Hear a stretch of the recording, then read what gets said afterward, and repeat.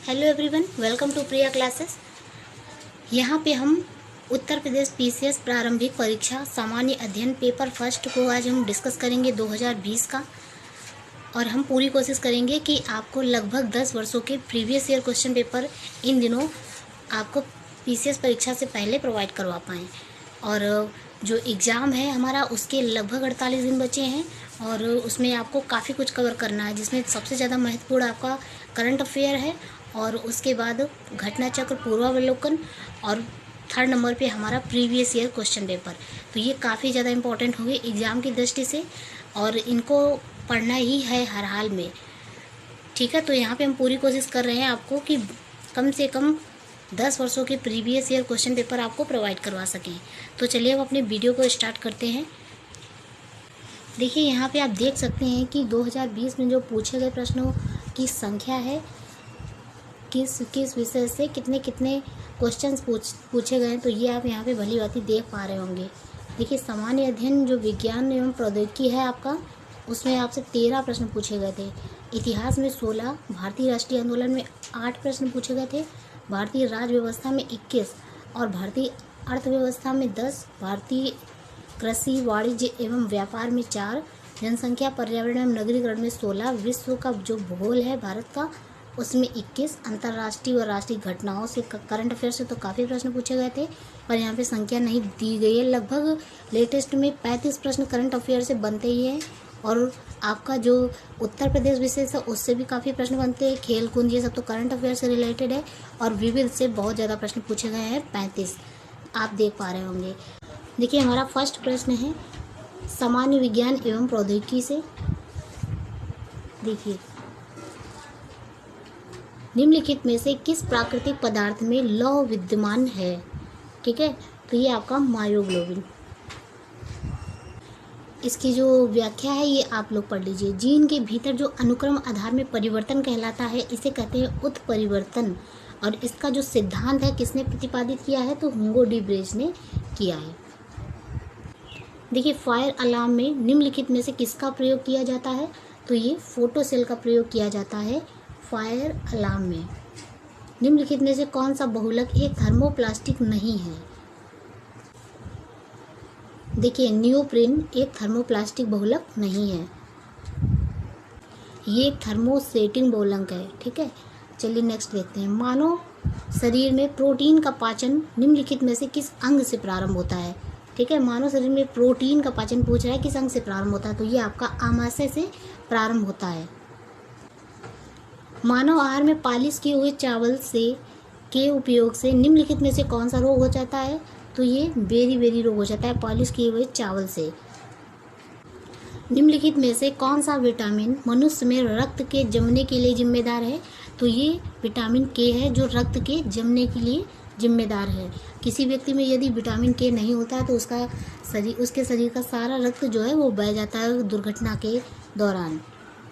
ठीक है, तो नेक्स्ट क्वेश्चन देखते हैं। यहाँ पे मानव मस्तिष्क के बारे में निम्नलिखित कथनों पर विचार कीजिए। यहाँ पे पहला आपका ऑप्शन है मस्तिष्क हृदय गति को नियंत्रित करने के लिए उत्तरदायी है, यह हम शरीर के संतुलन के लिए उत्तरदायी है। तो यहाँ पे आपका फर्स्ट और सेकंड दोनों ही क्वेश्चन सही हो जाएंगे। दोनों कथन यहाँ पे आपके सही हो रहे हैं। ठीक है, इस प्रकार आंसर सी हो जाएगा।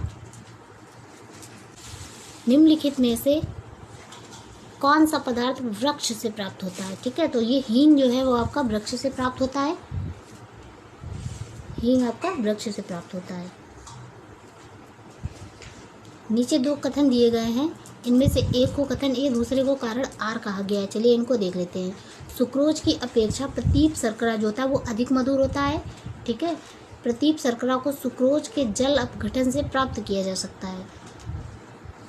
तो यहाँ पे आपका दोनों कथन सही है पर इसकी व्याख्या गलत है, तो इस प्रकार आपका बी नंबर यहाँ पे आंसर हो जाएगा। चलिए यहाँ पे देखते हैं। सूची 1 को 2 से सुमेलित करना है। यहाँ पे लिखा हुआ है धातु और गुणधर्म। ठीक है, धातु और गुणधर्म बोल रहा है सोडियम। तो सोडियम इतना मुलायम होता है कि जिसको चाकू से आसानी से काटा जा सकता है। तो ये आपका हो जाएगा ए का 4th नंबर हो जाएगा।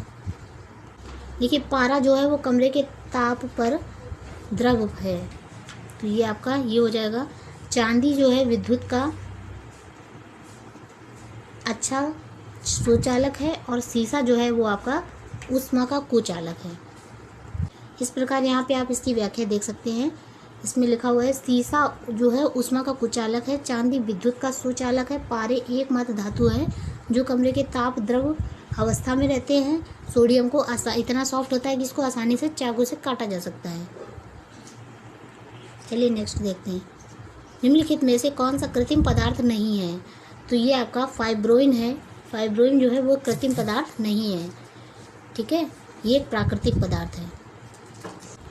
देखिए नीला थोथा जो है वो एक कवकनाशी है, इओसिन जो है वो लाल स्याही है, सिल्वर आयोडाइड जो है वो कृत्रिम वर्षा के लिए जिम्मेदार है और जिंक फास्फाइड जो है वो एक कृंतकनाशी है।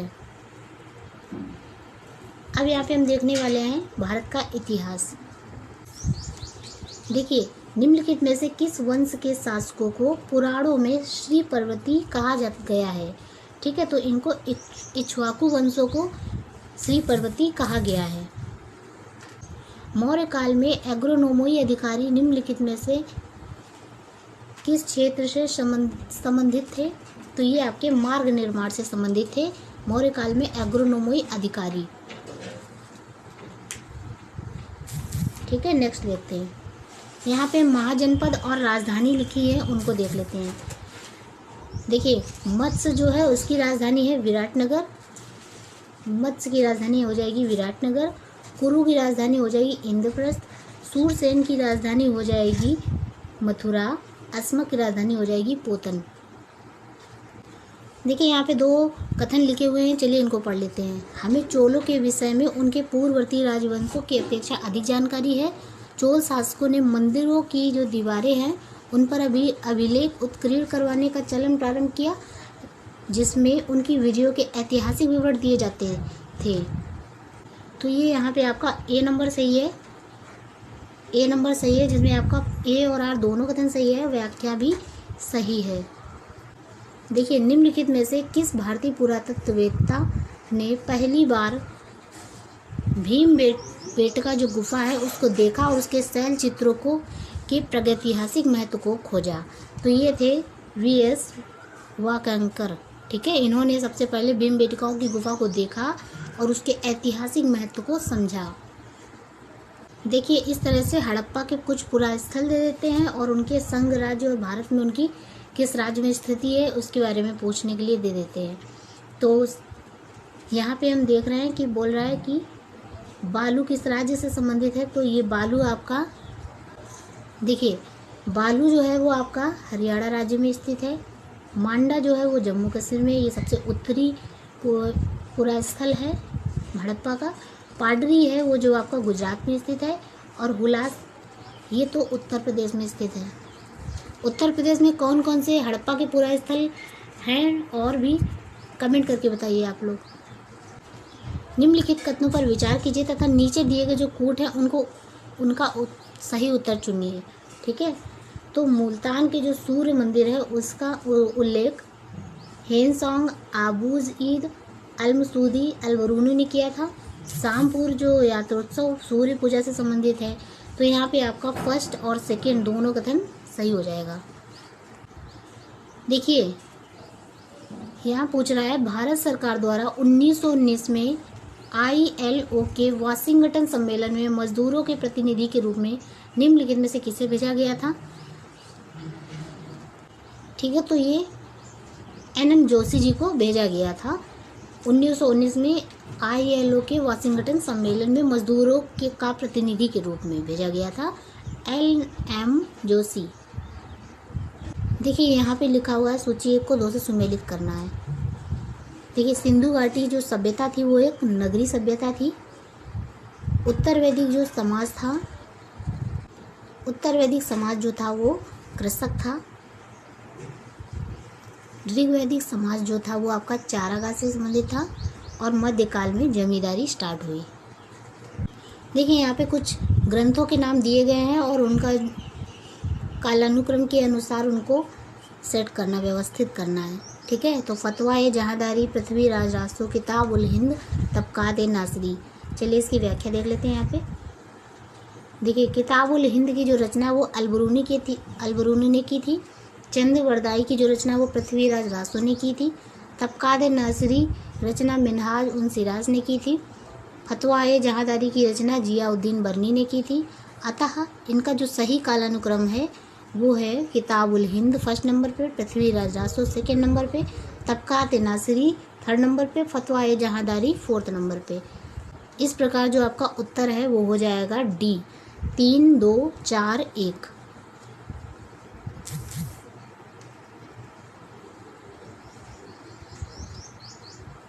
चलिए नेक्स्ट प्रश्न देखते हैं।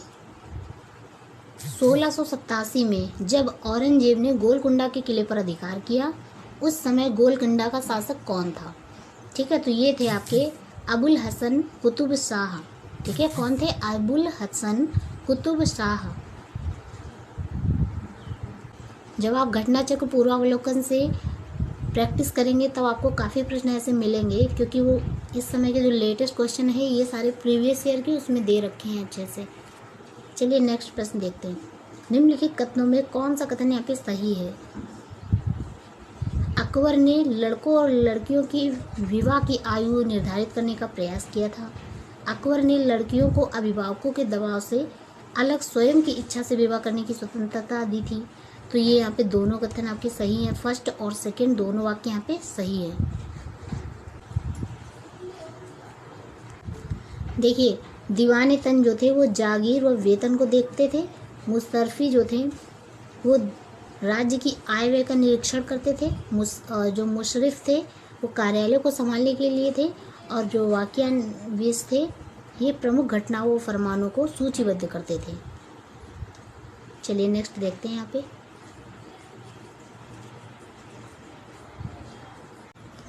देखिए 27वां प्रश्न को यहाँ पे देख लेते हैं। लिखा हुआ है कि निम्नलिखित में से कौन सा सुमेलित नहीं है? तो शेख मोइनुद्दीन चिश्ती जो है इनकी दरगाह अजमेर में स्थित है। शेख बुरहानुद्दीन गरीब की दरगाह दौलताबाद में स्थित है। शेख मोहम्मद हुसैनी की गुलबर्गा में स्थित है। शेख निजामुद्दीन औलिया, ठीक है, इनकी दरगाह दिल्ली में है, ना कि मुल्तान में। तो ये आपका प्रश्न गलत हो जाएगा, बाकी सही सुमेलित हैं सारे। निम्नलिखित में से किस मुगल कालीन नहर का निर्माण फिरोज शाह की रजबवाह को पुनर्जीवित करके किया गया? ठीक है, तो ये आपका सहाब नहर होगा। निम्नलिखित में से कौन किताब ए नौरस नामक पुस्तक के लेखक थे? तो ये आपके इब्राहिम आदिल शाह द्वितीय थे, किताब ए नौरस के लेखक। अब यहाँ पे हम भारतीय राष्ट्रीय आंदोलन के प्रश्नों को देख लेते हैं। एक्सला-शापिल 1748 की संधि के संदर्भ में निम्नलिखित कथनों पर विचार करना है। कौन सा कथन यहाँ पे सही है? तो प्रथम कर्नाटक युद्ध की समाप्ति हुई थी एक्सला-शापिल 1748 की संधि के साथ। दूसरा, अंग्रेजों को मद्रास पुनः प्राप्त हुआ था। तो यहाँ पे आपका फर्स्ट और सेकेंड वाक्य दोनों सही है। देखिए नेक्स्ट प्रश्न देखते हैं। भारतीय शास्त्र अधिनियम जो है ये आपका 1878 में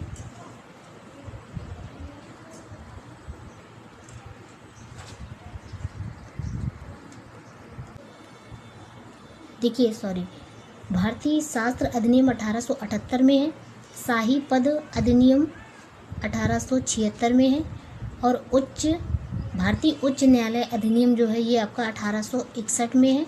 और भारतीय विवाह विच्छेद अधिनियम आपका 1869 में है। देखिए, सिक्किम का भारत में विलय किसने किया था? तो ये आपके लॉर्ड डलहौजी थे, जिन्होंने सिक्किम को भारत में विलय किया था। निम्नलिखित नेताओं में से कौन द्वितीय गोलमेज सम्मेलन में भाग नहीं लिया था? किसने द्वितीय गोलमेज सम्मेलन में भाग नहीं लिया था? तो ये आपके डॉक्टर राजेंद्र प्रसाद, जिन्होंने द्वितीय गोलमेज सम्मेलन में भाग नहीं लिया था। ये 1931 में हुआ था। और ये उसमें जब कांग्रेस के एकमात्र प्रतिनिधि के रूप में महात्मा गांधी जी ही गए थे।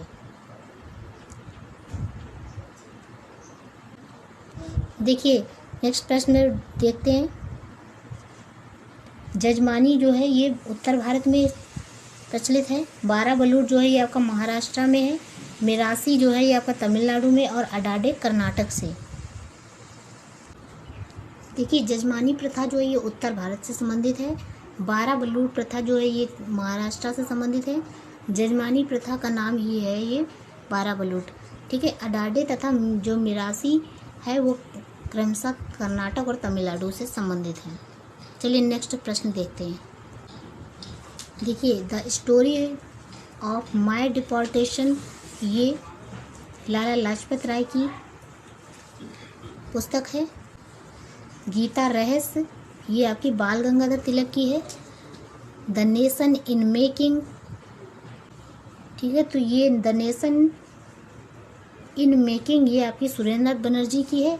इंडिया विंग्स फ्रीडम ये मौलाना अबुल कलाम आज़ाद की है। देखिए, निम्नलिखित में से कौन 1755 में डिंडीगुल मैसूर में एक आधुनिक शस्त्रागार की स्थापना की थी? तो ये हैदर अली ने की थी आधुनिक शस्त्रागार की स्थापना डिंडीगुल मैसूर में। निम्नलिखित में से दिए गए जिनमें एक को कथन एक दूसरे को आर कहा गया है कारण, ठीक है, तो ब्रिटिश सरकार ने भारत के अलग अलग भूभागों की अलग अलग व्यवस्था की थी। इससे कारण इसमें बता रहा है, इससे भारतीय किसानों में अलग अलग वर्ग बन गए थे। तो इसमें फर्स्ट नंबर आंसर सही हो जाएगा, इसमें ए आर दोनों सही है और इसकी व्याख्या भी सही है। अब यहाँ पे हम भारतीय राज व्यवस्था को डिस्कस करने वाले हैं। देखिए, निम्नलिखित में से किस भाग में पंचायती राज व्यवस्था संबंधी प्रावधान दिए गए हैं?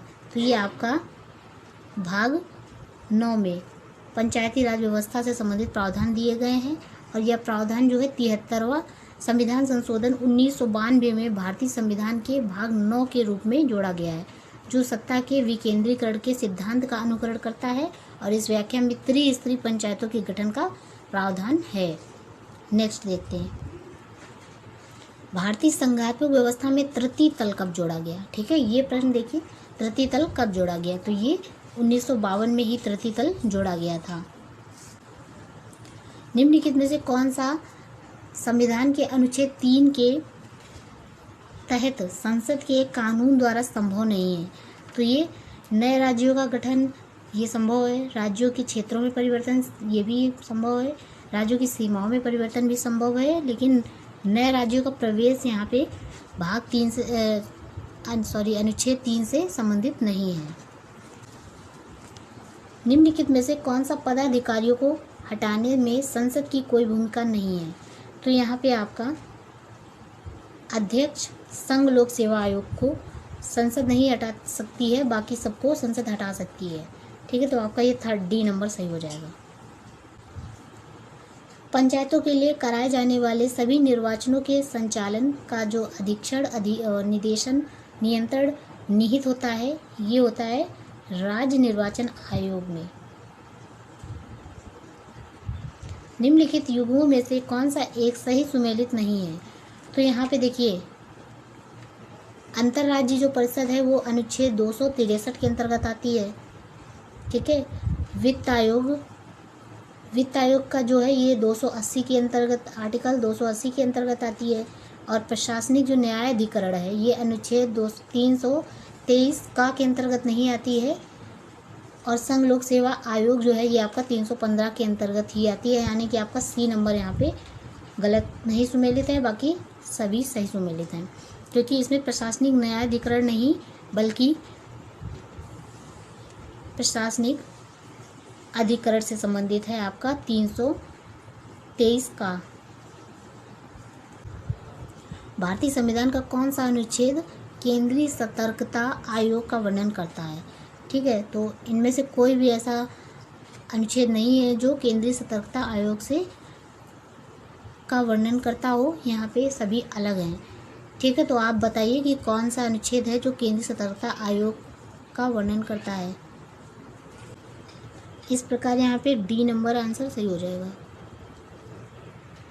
राष्ट्रीय महिला आयोग के निम्नलिखित अध्यक्षों पर विचार कीजिए। ठीक है, देखिए यहाँ पे महिला आयोग की अध्यक्ष नियुक्त और नियुक्ति वर्ष लिखा हुआ है। देखिए, जयंती पटनायक जो हैं ये 1992 में नियुक्त की गई थी, ममता शर्मा 2011 में, डॉक्टर गिरिजा व्यास ये 2005 में और डॉक्टर पूर्ण्या पूर्णिमा जो आडवाणी है ये 2002 में। तो यहाँ पे महिला आयोग की प्रथम अध्यक्ष अगर पूछी जाए तो ये सुश्री कांता जयंती पटनायक थी। भारतीय संविधान के अनुच्छेद 371 इया के अंतर्गत देश के किस क्षेत्र को विशेष स्थिति प्रदान की गई है? तो ये आपका हैदराबाद और कर्नाटक को। निम्नलिखित में से यहाँ पे कौन सा सही सुमेलित नहीं है? तो मूल कर्तव्य आपके भाग 4 का से संबंधित है, राज्य भाग 6 से, भारत का महान न्यायवादी ये संघ और राज्यों के अधीन सेवाएं ये आपका भाग 14 से संबंधित है, और भारत का महान न्यायवादी जो है वो आपका गलत हो जाएगा। यहाँ पे देखिए ये भारत का महान न्यायवादी जो है वो भाग 5 के अंतर्गत है, अनुच्छेद 76 में इसका वर्णन किया गया है।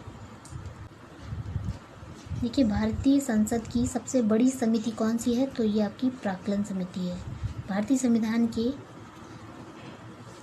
अनुच्छेद कौन सा अनुच्छेद नागरिकता से संबंधित है? तो ये आपका 5 से 11 अनुच्छेद जो है ये नागरिकता से संबंधित है।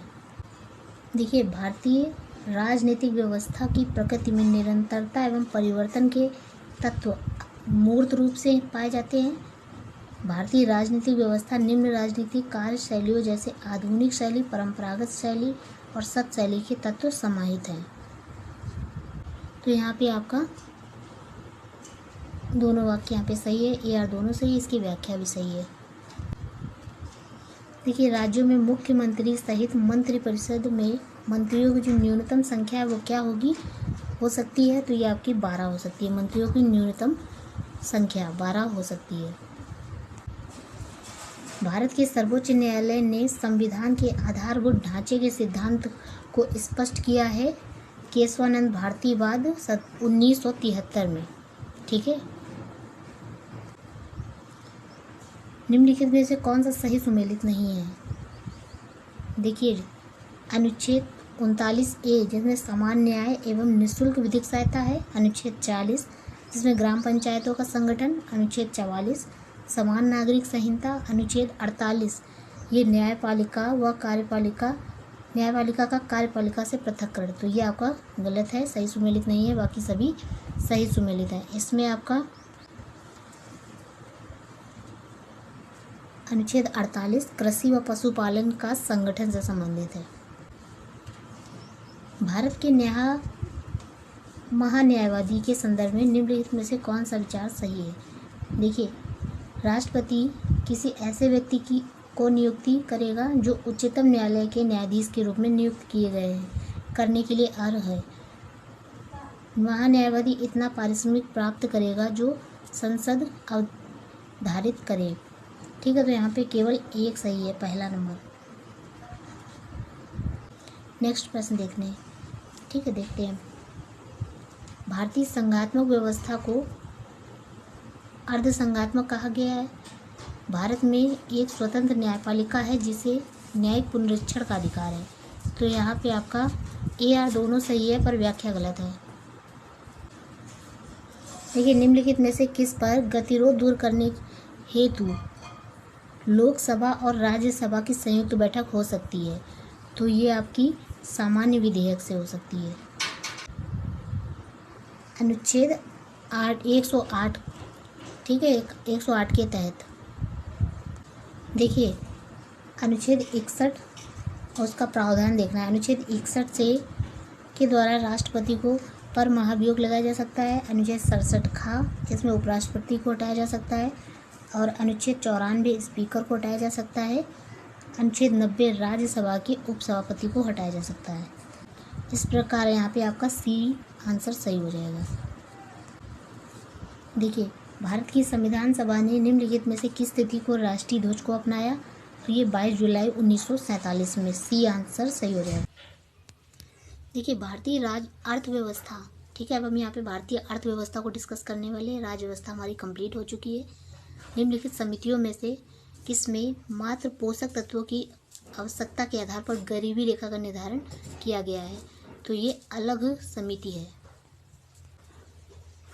निम्नलिखित सूचकांकों में से कौन सा मानव विकास सूचकांक HDI की गणना में सम्मिलित नहीं है किया जाता है। ठीक है, तो ये सामाजिक असमानता को गणना में शामिल नहीं किया जा सकता है। देखिए, गरीबी की संस्कृति का विचार प्रस्तुत किया है, ये ऑस्कर लुईस द्वारा किया गया है। प्रजनन के प्रतिस्थापन स्तर तक पहुंचने के लिए जनसंख्या की कुल प्रजनन दर TFR क्या होनी चाहिए? तो ये 2.1 होनी चाहिए। सी आंसर सही हो जाएगा। देखिए, भारत में गरीबी का अनुमान हेतु निम्नलिखित में से कौन सी विधियों का प्रयोग किया जा रहा है? ठीक है, तो ये आपकी A सिर गणना विधि, 2 कैलोरी ग्रहण और 3 पारिवारिक उपभोग व्यय। तीनों यहाँ पे सही है, B नंबर आपका सही हो जाएगा। देखिए, आयुष्मान भारत योजना के संदर्भ में निम्नलिखित में से कौन सा कथन सही है? तो यह योजना प्रति व्यक्ति 5 लाख रुपए का मुफ्त स्वास्थ्य बीमा प्रदान करती है। इस योजना में होने वाले व्यय में केंद्र और राज्यों की भागीदारी 60 से 40% अनुपात में है। तो यहाँ पे केवल 2 नंबर, B नंबर सही है, फर्स्ट वाला गलत है। भारत $5 ट्रिलियन अर्थव्यवस्था का लक्ष्य कब प्राप्त कर लेगा? तो ये 2024 में प्राप्त कर लेगा। मानव गरीबी सूचकांक HPI की अवधारणा मानव विकास रिपोर्ट 1997 में प्रस्तुत की गई थी। ठीक है, तो मानव विकास रिपोर्ट ने इस बहुआयामी गरीबी सूचकांक द्वारा निम्नलिखित में से किस वर्ष में प्रतिस्थापित कर दिया? तो ये आपकी 2010 में प्रतिस्थापित कर दिया था। केंद्रीय बजट 2000। देखिए, बजट पे प्रश्न अभी जो हाल ही में चल रहा है उसको देखेंगे, लेटेस्ट वाला, ये नहीं देखेंगे यहाँ पे। देखिए, विकास अन्वेषण और मूल्यांकन कार्यालय जो दीर्घकालिक नीति का अन्वेषण करता है, निम्नलिखित में से किस कार्यालय के अंतर्गत आता है? तो ये आपका नीति आयोग के अंतर्गत आता है। यहाँ पे हम भारतीय कृषि, वाणिज्य एवं व्यापार से संबंधित प्रश्नों को देखेंगे। देखिए, नीचे 2 वाक्य दिए गए हैं जिनको कथन A और कारण कहा गया है। अहमदाबाद भारत में सूती वस्त्र उद्योग का सबसे बड़ा केंद्र है। अहमदाबाद भारत के प्रमुख कपास उत्पादन क्षेत्र में स्थित है, इसलिए इसे कच्चा माल की कोई समस्या नहीं होती है। ठीक है, तो ये यहाँ पे आपका D नंबर यहाँ पे सही हो जाएगा। एक पहला वाला वाक्य गलत है, दूसरा वाला सही है। देखिए, भारत में सूती वस्त्र का सबसे बड़ा केंद्र मुंबई में स्थित है, ना कि अहमदाबाद में। अहमदाबाद भारत के प्रमुख कपास उत्पादक क्षेत्रों में स्थित है, इससे इसे कच्चे माल की कमी नहीं होती है। क्वेश्चन नंबर 70 को देखते हैं। कोलकाता बंदरगाह से अगरतला के लिए पहली बार मालवाहक जहाज जुलाई 2020 में बांग्लादेश के निम्नलिखित में से किस बंदरगाह से होकर भेजा गया था? तो ये चट्टग्राम चिटगांव। ठीक है, उस ट्रैवल एंड टूरिज्म कॉम्पिटिटिव सूचकांक जारी किया जाता है, तो ये विश्व आर्थिक मंच के द्वारा जारी किया जाता है। देखिए, निम्नलिखित घटनाओं पर विचार कीजिए तथा उन्हें कालानुक्रम में व्यवस्थित कीजिए। तो ये आपका यहाँ पे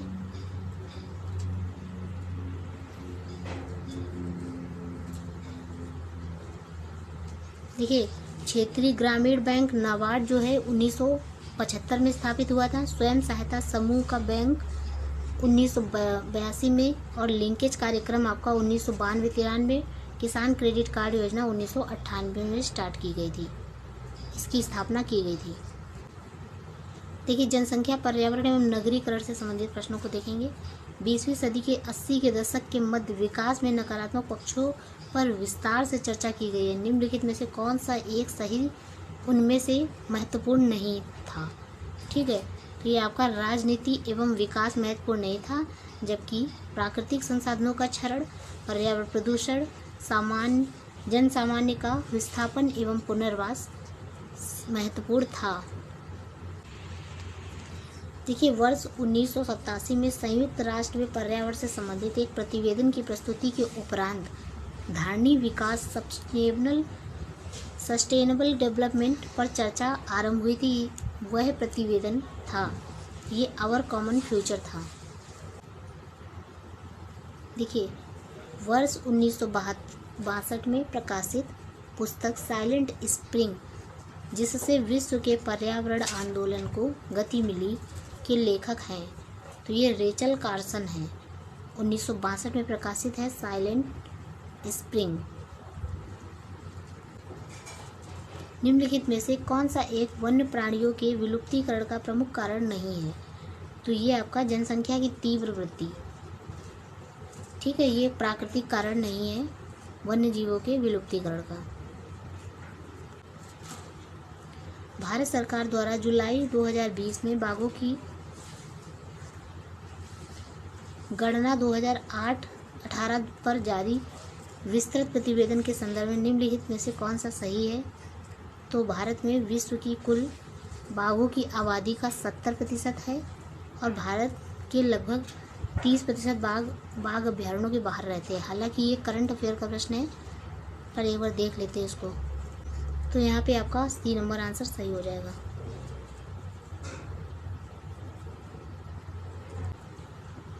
देखिए, निम्नलिखित घटनाओं को उनके प्रारंभ के कालानुक्रम में व्यवस्थित कीजिए। प्रोजेक्ट टाइगर ये 1973 में आया था। प्रोजेक्ट हाथी 1992 में आया था और वन्यजीव संरक्षण अधिनियम आपका 1986 में आया था। जैव विविधता 2002 में आया था। तो इस प्रकार सी नंबर सही हो जाएगा यहाँ पे।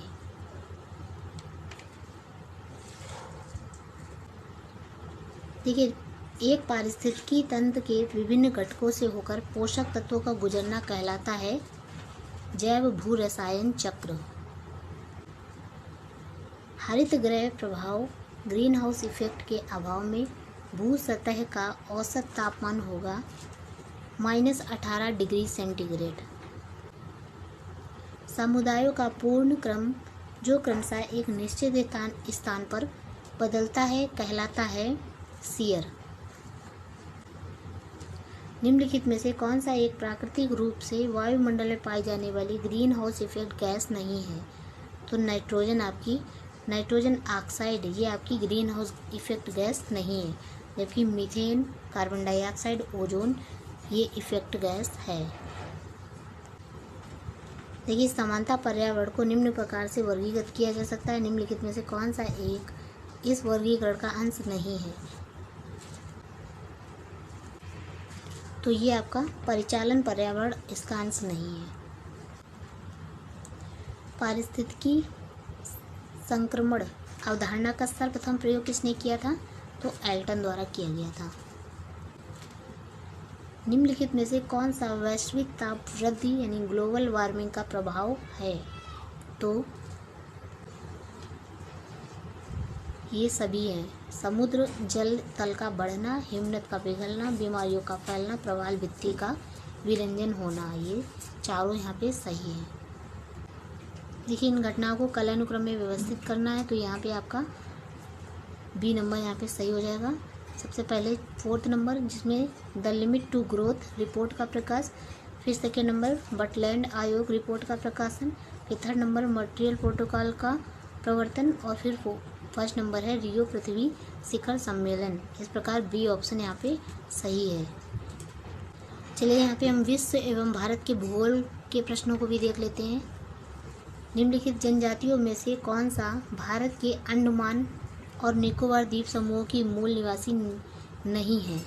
तो ये आपकी रेंगमा जनजाति जो है ये नहीं है अंडमान निकोबार की द्वीप समूह की मूल निवासी। निम्नलिखित में से कौन सा एक नदी हिमालय पार ट्रांस हिमालय नदी है? तो ये सतलज है। देखिए, अंगामी जनजाति जो है ये आपकी नागालैंड से संबंधित है, बिरहोर झारखंड से संबंधित है। खस जनजाति जो है टोडा जनजाति तमिलनाडु से संबंधित है और खस जनजाति अरुणाचल प्रदेश से संबंधित नहीं है। यहाँ पे ये सी नंबर गलत हो जाएगा। तो ये खस जनजाति जो है ये आपकी भारत के उत्तराखंड, हिमाचल प्रदेश और जम्मू कश्मीर से संबंधित है। देखिए, यहाँ पे ये झील और उनकी अवस्थिति दी गई है, जिसमें आपकी साला झील जो होगी ये आपकी अरुणाचल प्रदेश से संबंधित है। बड़खल झील जो है ये आपकी हरियाणा से संबंधित है। लोकटक मणिपुर से संबंधित है। काली बेली झील तमिलनाडु से संबंधित है। तो इसका उत्तर यहाँ पे ए सही हो जाएगा। निम्नलिखित में से कौन सी भारत की नवीनतम पर्वत श्रेणी है? तो ये आपकी हिमाद्री श्रेणी नवीनतम है और सबसे पुरानी अरावली है।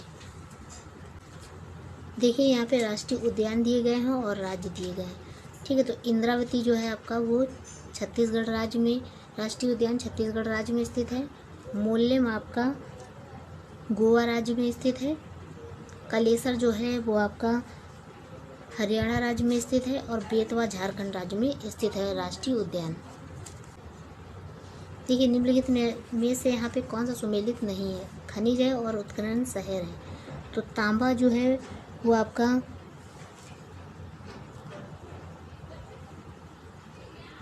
भीलवाड़ा से संबंधित है।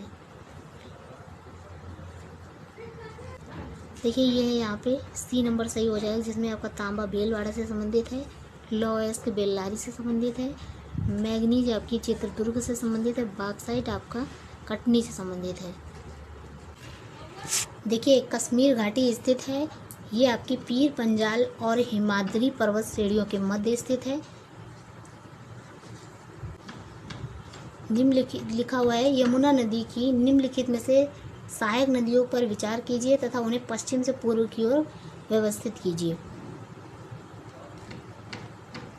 तो ये यहाँ पे आपका ए नंबर आंसर सही हो जाएगा, जिसमें आपका सबसे पहले चंबल, उसके बाद सिंध, फिर उसके बाद बेतवा, फिर उसके बाद केन आ जाएगा। देखिए कजाकिस्तान देश और उसके लौह खनिज उत्पाद क्षेत्र से संबंधित है। इसमें से बोला कौन सा सुमेलित नहीं है? ठीक है, देखिए कजाकिस्तान करागांडा सही है। यूक्रेन क्रिवोई राग सही है। फ्रांस पाइरेनीज सही है। जर्मनी आपका यहाँ पे नॉर्मेंडी, ये गलत है। जर्मनी में आपका रूर प्रदेश हो जाएगा यहाँ पे, तो ये आंसर आपका गलत है, बाकी सभी सही हैं।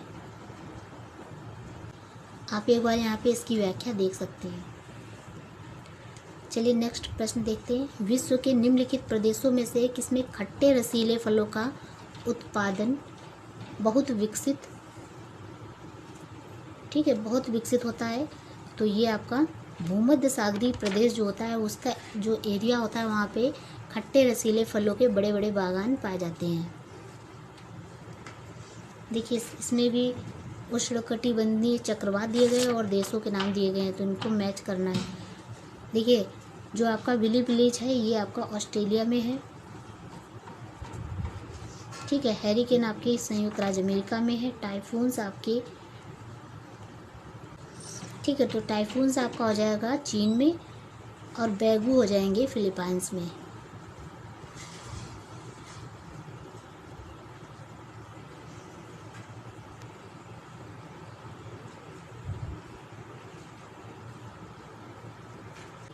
देखिए डार्लिंग श्रृंखला 101 प्रश्न को देखते हैं।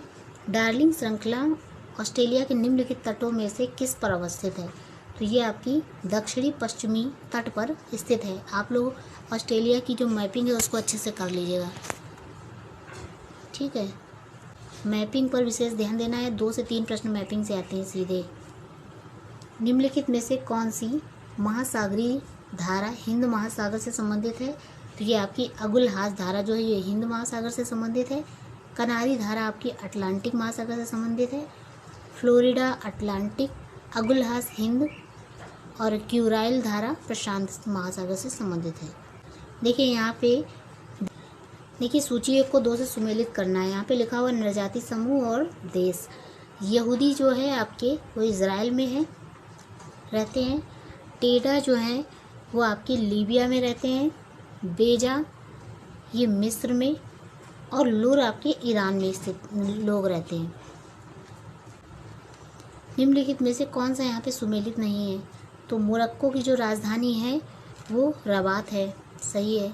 ट्यूनीसिया की ट्यूनिस है। अल्जीरिया की अल्जीरियस है। केप वर्डे की जो राजधानी है वो बमाको नहीं है, तो ये आपका डी नंबर सही हो जाएगा यहाँ पे। तो आप लोग यहाँ देख सकते हैं मोरक्को की राजधानी रबात, ट्यूनीसिया की ट्यूनिस, अल्जीरिया की अल्जीरियस, केप वर्डे की राजधानी है प्रेया और माली की हो जाएगी बामाको। ठीक है। ऑक्सफोर्ड स्टूडेंट एटलस से काफ़ी प्रश्न आते हैं, तो इसको ध्यान से देखिए। दक्षिण अफ्रीका का पोस्टमार्बुर्ग और उसका समीपवर्ती क्षेत्र निम्नलिखित में से किस खनिज का प्रमुख उत्पादक है? ठीक है, तो ये आपका मैग्नीज हो जाएगा। मैग्नीज का सबसे बड़ा उत्पादक है दक्षिण अफ्रीका का पोस्टमार्बुर्ग और उसका समीपवर्ती क्षेत्र। चलिए, यहाँ पे अब हम देखने वाले हैं पर्वत और उनसे संबंधित देश। एटलस पर्वत आपका मोरक्को में स्थित है। ठीक है। किलिमंजारो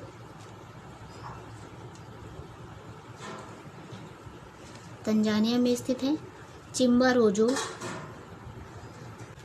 देखिए फिर से देख लेते हैं एक बार। एटलस पर्वत आपका मोरक्को में स्थित है। किलिमंजारो आपका तंजानिया में स्थित है। चिम्बारोजो आपका इक्वेडोर में स्थित है। और पायरेनीज जो है आपका वो फ्रांस स्पेन में स्थित है। देखिए, मलेशिया में जो किंटा घाटी है वो किस लिए प्रसिद्ध है? तो ये आपके टिन उत्पादन के लिए प्रसिद्ध है, मलेशिया की किंटा घाटी। देखिए, निम्नलिखित में से किन देशों में होकर भूमध्य रेखा नहीं गुजरती है?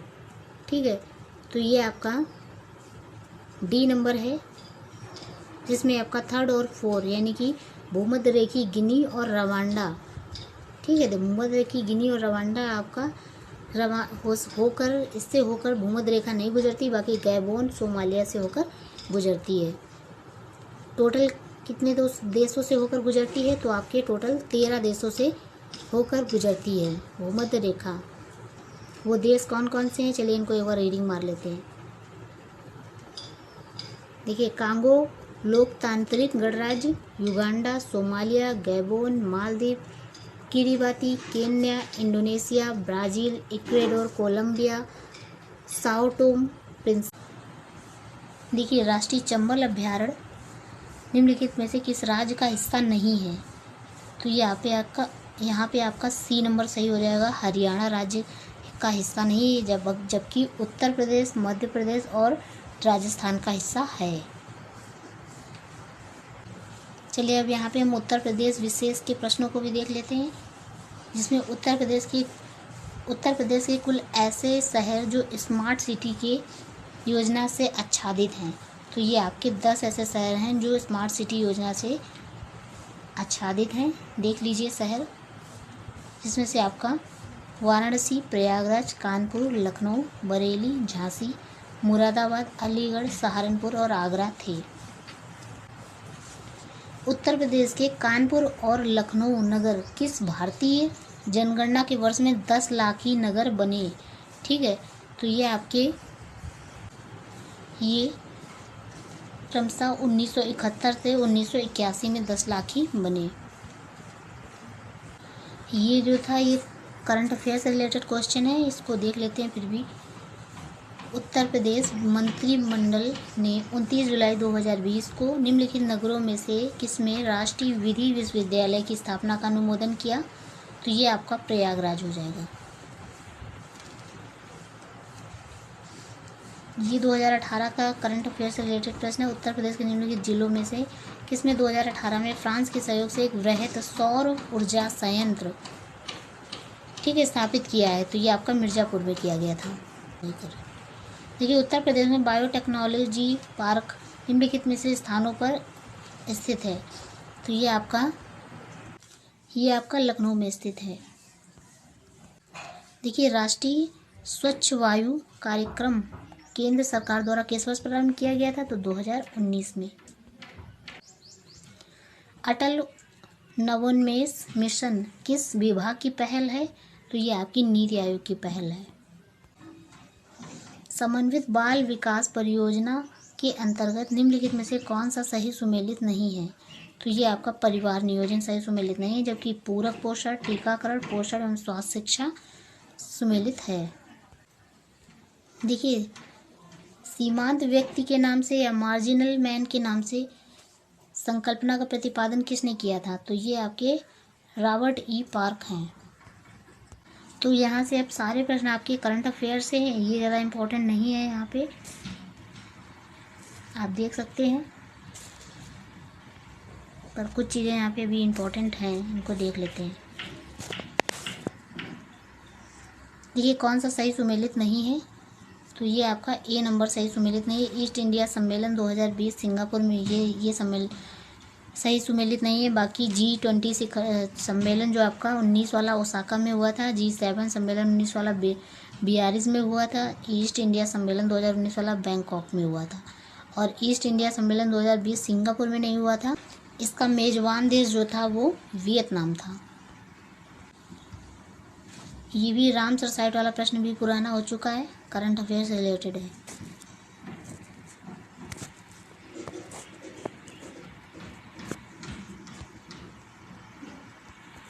तो ये सारे प्रश्न ज़्यादा इम्पोर्टेंट नहीं करंट अफेयर की, क्योंकि जो लेटेस्ट में करंट अफेयर चल रही वो इम्पोर्टेंट है।